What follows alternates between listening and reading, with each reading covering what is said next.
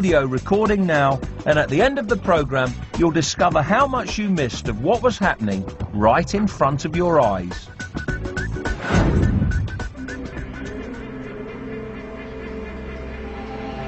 The South African bush. We're here in search of a deadly animal whose vision is just like ours in one extraordinary way.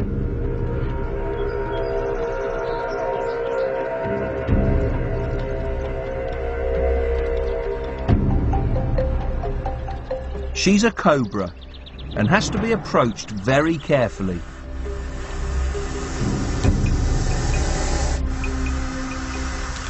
Her flared hood is a warning. If provoked, she could unleash a venomous strike which could kill in minutes.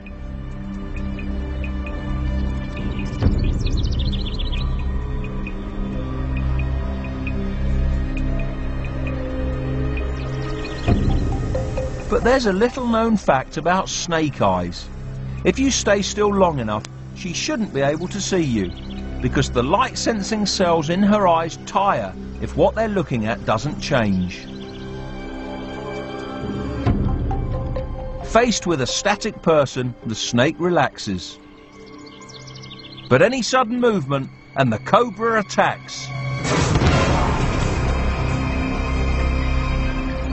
Like all animals, this snake has evolved to see just what she needs to see to survive, and not much more. We're just the same. The human visual system is superbly good at some things, but we can also miss an amazing amount of what's happening right in front of our eyes.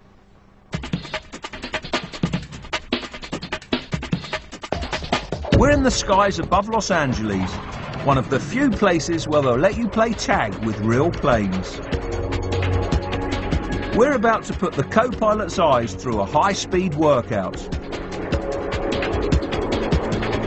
Forget video games, this is the way to test just how much our visual system can cope with. The co-pilot's job is to spot the other plane closing in at over 300 miles an hour.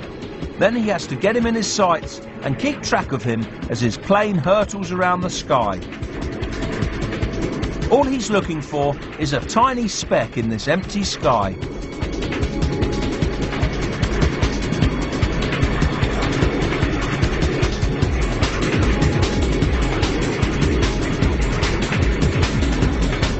This takes real concentration. There he is! The plane's caught the co-pilot's attention because it was moving, so his eyes were automatically drawn to it. He knows he's been spotted, so now he tries to lose the chasing plane.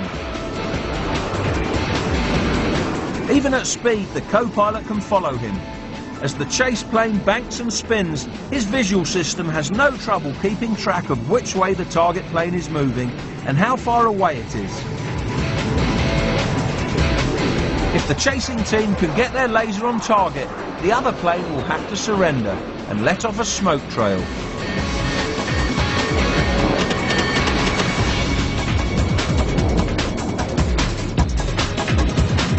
This three-dimensional high-speed pursuit shows what we can do with our eyes. But how does our visual system measure up to the rest of the animal kingdom?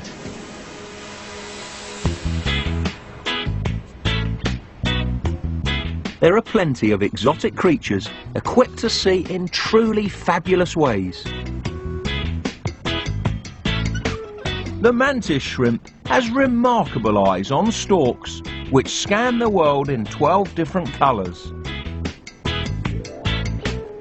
Chameleons have eyes which can swivel independently, so one eye can be on the lookout for danger, while the other lets them grab their supper.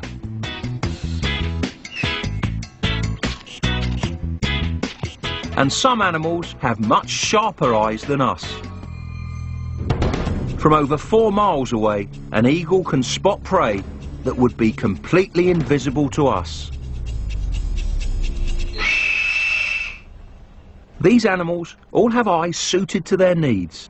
So what have owls evolved to be good at?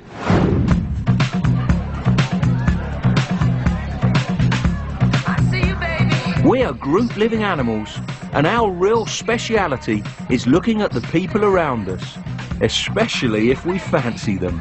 Shaking that ass. In a busy night spot, we've decided to test exactly what people's eyes get up to, with the help of psychologists Ben Tatler and Kathy Hughes. Some volunteers have agreed to put on a headset that will record every move made by their eyes. Well, an eye tracker gives us the opportunity to see where we're actually looking, and this is kind of important to record because the eyes are moving about all the time. They're darting around 3 times a second, and we're certainly not aware of this, so we need some kind of piece of equipment that's going to show us what's happening. Our volunteers think they're going to the back of the bar to be tested by the psychologists, but the real test is actually before that.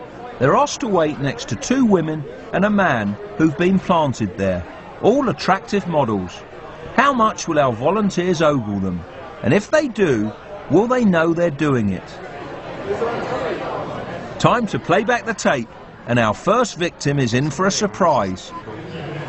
Check this guy's face as you went by. Did you realise that you were looking at him? No, I noticed someone over there and they were laughing at me. That's all I did. But not that particular person.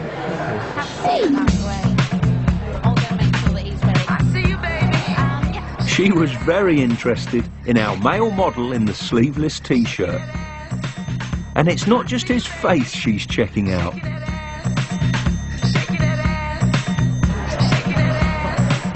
Next, she takes a look at the bloke's bottoms along the bar.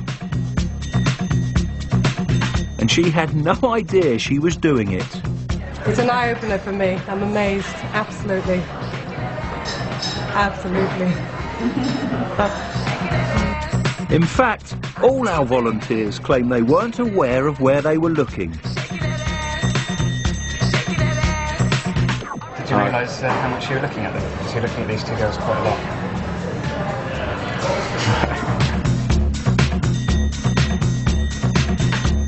In our test, the women actually ogled more than the men.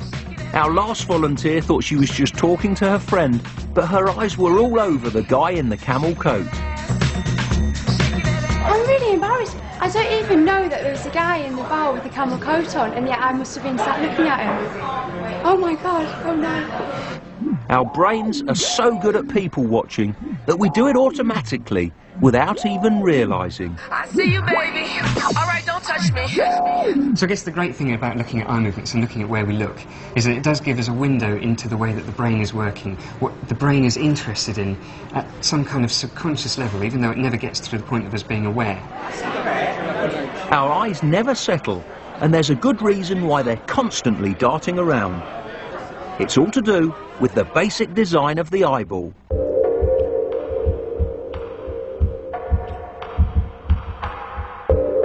Ophthalmologist Dr. Bill Elwood takes a snapshot of the back of the eye. What you can see here are blood vessels running over the surface of the retina, and beneath them are light-sensitive cells, which allow you to see. Lining the inside of each eyeball, there are over 100 million light-sensing cells. But only the bigger cone cells see in colour. And amazingly, only in one tiny area of each eye are there enough of these cone cells jam-packed tightly together for sharp colour vision. Most of the retina gives you vision which is quite blurry, apart from this very small area in the middle. Just that smudge that we can see there. This little smudge here that gives you really fine, detailed vision. And that bright spot is even odder, an area which is completely blind. That's where all the blood vessels come in and out, and where all the optic nerve fibres go back to the brain. And there's so much going on there that there aren't actually any light-sensitive cells in that area. And that corresponds to your blind spot. So it is a very odd design.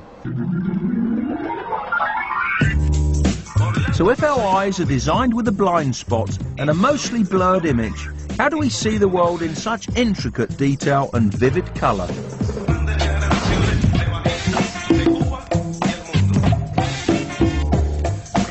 The patchy image made at the back of the eye is just the beginning of how we see.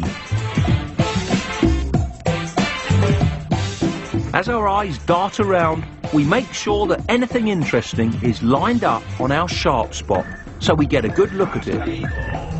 And you don't know you're doing it because the brain takes these jerky snapshots and creates a nice smooth movie of the world.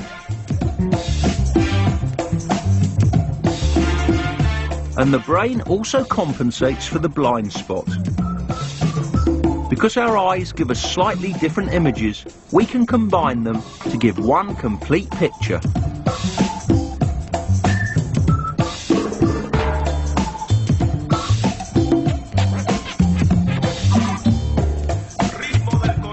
Our visual system is constantly keeping track of what's out there and where it's moving. But it goes way beyond that. Sometimes we can even see things before they've happened.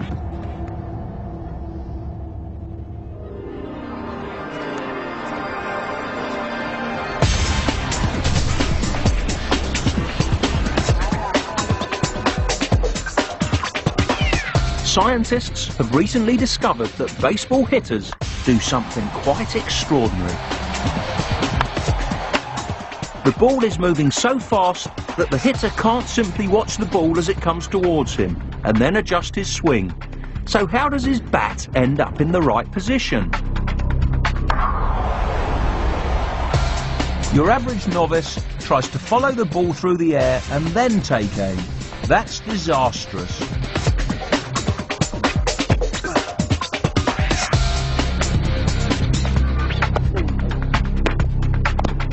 Impossible, I don't even know how you catch it.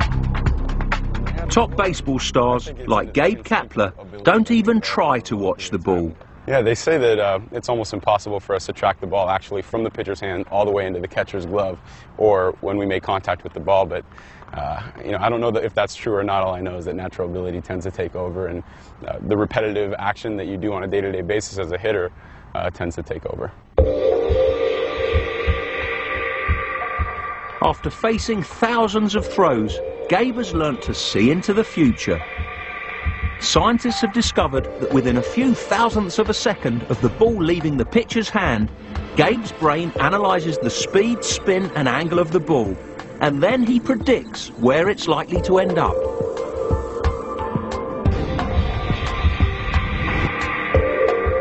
So he's swinging at the ball before any normal human being would know where it was going. And he does it with astonishing accuracy.